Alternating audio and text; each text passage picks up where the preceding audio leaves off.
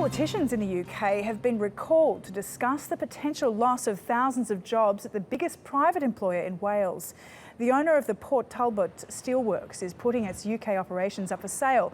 That could cost the country 15,000 jobs. The Welsh Assembly will now consider options to save the positions. Some people have demanded the UK government nationalise the company. Welsh Assembly members are set to question the First Minister, Carwyn Jones, over the steel crisis in a hastily reconvened meeting. For more on this, John Brain is outside the Trade Union Congress building in London. John, what's happening there today? Tell us more. Well, Sally, hundreds of representatives of the steel unions are here in central London discussing what they can do to resolve this crisis. And make no mistake, it is a crisis for British manufacturing, as well as the several thousand workers at the Port Talbot plant itself.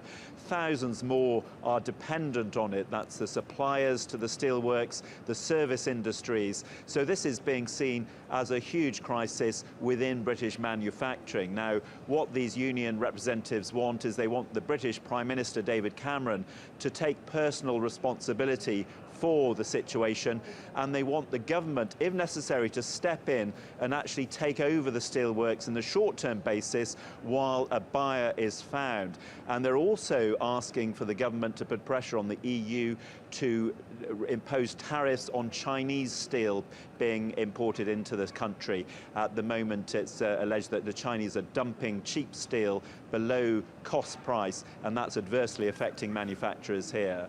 And so many people will be affected by this, not only those that work within the steel industry, but businesses around it too. What are the prospects of saving the steel industry in Britain, do you think? Well, the prospects are fairly reasonable. It's a precarious situation, but there have been expressions of interest already in a purchase of these steelworks. But it will come at a cost for the government. These prospective buyers want the government to pick up the pension liabilities, for example, which amount to more than $2.5 billion. They also want help with energy costs. Britain has some of the highest energy costs in Europe. So they want these concessions if they're to take over at least part of the operation. Whether they'll take over the whole thing, of course, is another matter. But there are suggestions that buyers are there available and willing to purchase at least part of the structure and to save many, if not all of those jobs. All right, John, thanks very much for that update. John Brain there.